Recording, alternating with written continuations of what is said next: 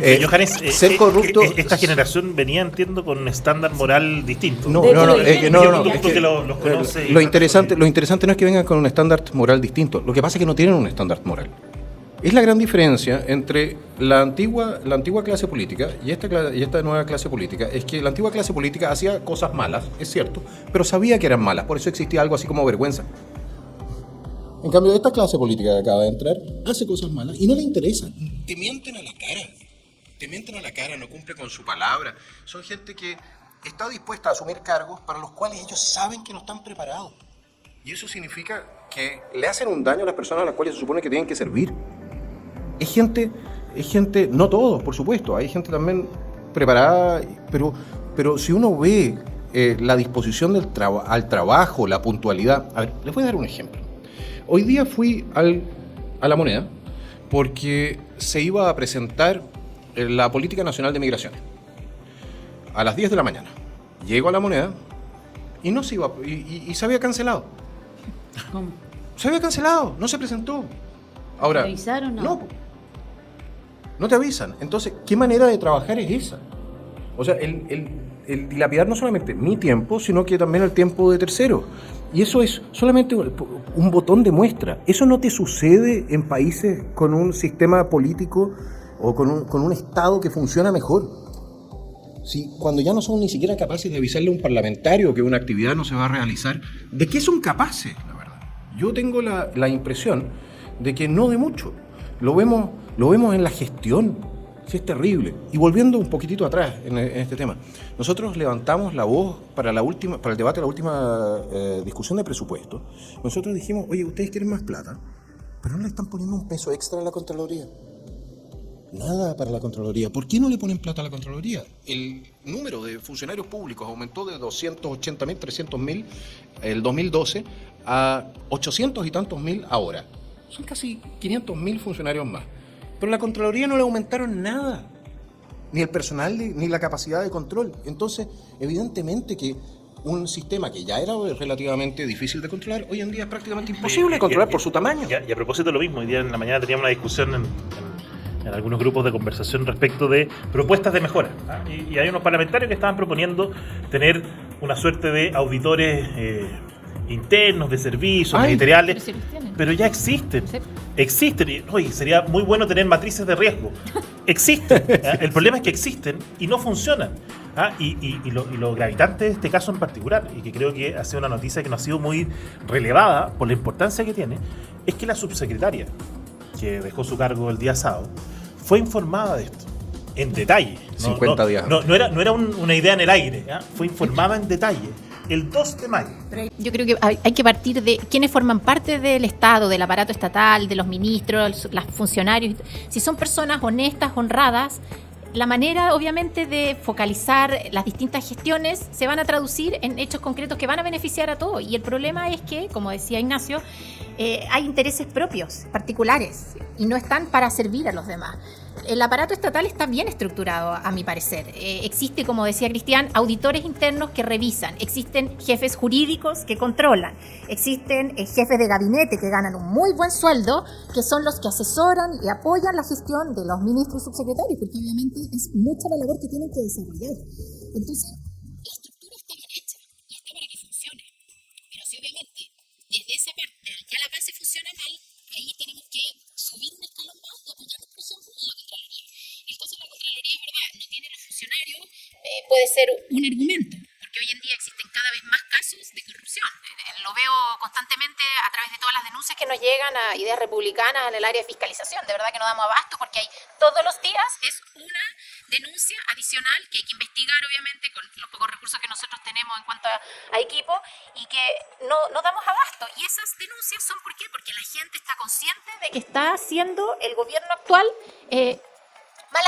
mala gestión y se están aprovechando de esas plata. Entonces, claro, la Contraloría podría fiscaliza, pero en esa fiscalización es muy lenta y al final, ¿cuánto se demora? Nosotros el año pasado presentamos una centena de denuncias en contra de intervencionismo electoral con platas públicas que estaban destinadas a hacer campaña política en favor de una de las opciones. ¿En qué quedaron esas denuncias? 3, 4, 5, 6 meses después la Contraloría se pronunciaba y el pronunciamiento era en adelante, por favor, evite, no sé, no tuitear, hacer propaganda, etcétera. Pero no había sanciones concretas y la gente lo que quiere ver son resultados concretos. Ignacio, yo creo que hay un comentario que queda bien fuerte, el tema de cómo Revolución Democrática, sobre todo Giorgio Jackson, había dicho esta nueva forma de hacer política, ya se supo, y yo no sé si recuerdan ese video de Bombalé. ¿Se acuerdan cuando le decía que ha salido muchas veces ahora, sobre todo en TikTok? Parece que vemos la misma red en TikTok. Esto cuando él dice, oye, pero si nosotros donamos la cantidad de plata, una cantidad de plata para la formación. La mitad del sueldo. La mitad del sueldo. Y que después se descubrió que no era así. Entonces, estos estándares morales también. No sé cómo lo ves tú, José Antonio, porque tú fuiste diputado por varios años también. Y estos estándares morales que algunos ponen, pero que al final... que hay nomás. De hecho, Catalina Pérez fue muy dura en criticar cualquier hecho como de corrupción de a otro don político. Daniel y a don Carlos les decía o algo así. Claro. En rojo también. A ver, a mí me tocó compartir en algunas comisiones con algunos de quienes hoy día dirigen la nación. Y lo que decía Johannes de que no cumplen la palabra es un hecho real. Me acuerdo en educación que habíamos tomado un acuerdo de que las indicaciones se presentaban hasta una semana antes para poder hacer un comparado, poder estudiar y que la Secretaría pudiera hacer bien su trabajo cuando estábamos votando la ley de inclusión. Bueno, y llega el diputado Jackson en ese momento y presenta una serie de indicaciones el mismo día que se iban a votar. Yo le digo, pero diputado, habíamos tomado un acuerdo de que esto se hacía hasta una semana antes. No, los acuerdos no corren de acuerdo al reglamento que dice que yo puedo presentar la indicación hasta el último momento. Bueno, esa era la actitud que tenían varios de ellos, y a mí no me llama la atención del ministro Jackson. El diputado Jackson llegó a su cargo sin competir, porque fue nominado como candidato único por el distrito que representa hoy día también Johannes. No tuvo competencia, y él era el adalid de la competencia y la democracia. Él mismo denostó o habló mal de la expresidenta de la República, Michelle Bachelet, y de todos aquellos que después lo terminaron acompañando y ungiendo. Luego, en el tema de la Junge, estaba su madre. Hubo todo un debate de cómo se comportaba ella en el tema de las compras públicas para la Junge, todo un escándalo de las cunas para los niños más necesitados. Después lo nombran ministro a cargo de las relaciones con el Congreso. Lo sacan. Toda la trayectoria de Giorgio Jackson es política. Y hoy día está a cargo ¿de qué ministerio? Del Ministerio de Desarrollo Social. Es una cosa increíble, es de no creer. Alguien que no tiene conocimiento del tema de las urgencias sociales, alguien que no conoce la vida de la gente más pobre o los sufrimientos de las personas más pobres, hoy día está a cargo de enfrentar todo este temporal, para qué decir, cómo no enfrentó el tema del Sename, como no enfrentó el tema de la probidad cuando sacan a una Seremi de la región metropolitana, porque denuncia presiones indebidas del señor ministro, en este caso el señor Giorgio Jackson. Y aquí también hablarle a todos aquellos que cuando la bancada republicana presenta una acusación constitucional, salieron de la sala, no votaron, miraron al techo, porque hoy día ese ministro no debería estar ejerciendo sus funciones.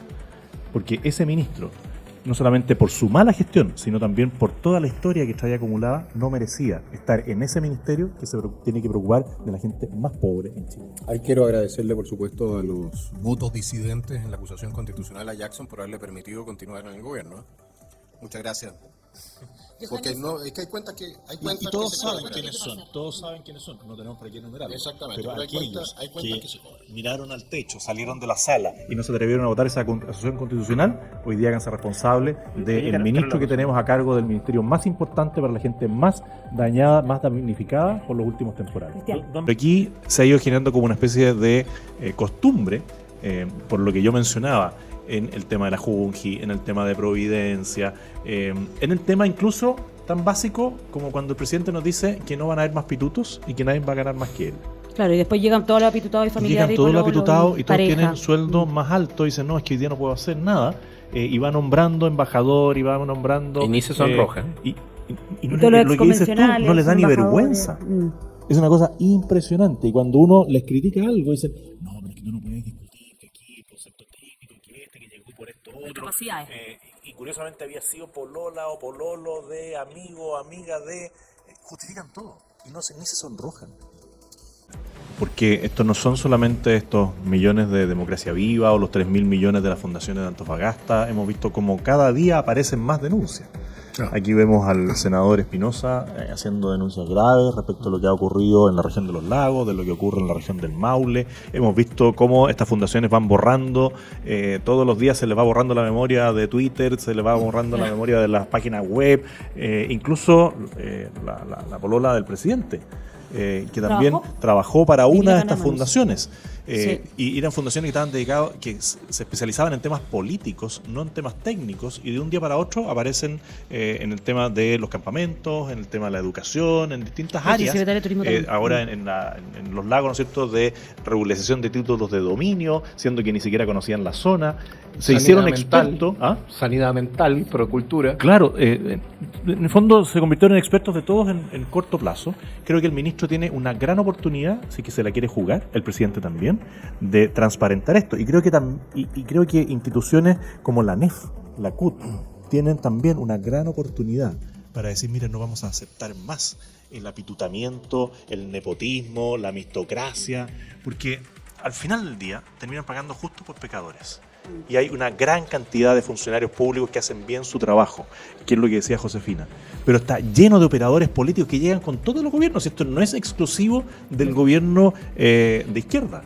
A mí me tocó una situación compleja en el hospital de Ovalle, cuando denuncié que habían cerca de 12 o 15 expertos en Prevención de riesgo. Prevención de riesgo. Claro. Y se defendían todos, decían, no, es que mira, es que es muy importante. Perdón, si con un prevencionista de riesgo bastaba para ese hospital. Y habían como 5 periodistas también. Bueno, y eso sigue estando. Y la CONAF tenía más periodistas que brigadistas en alguna región. Es una cosa impresionante. En Atacama. Claro, entonces, es un momento.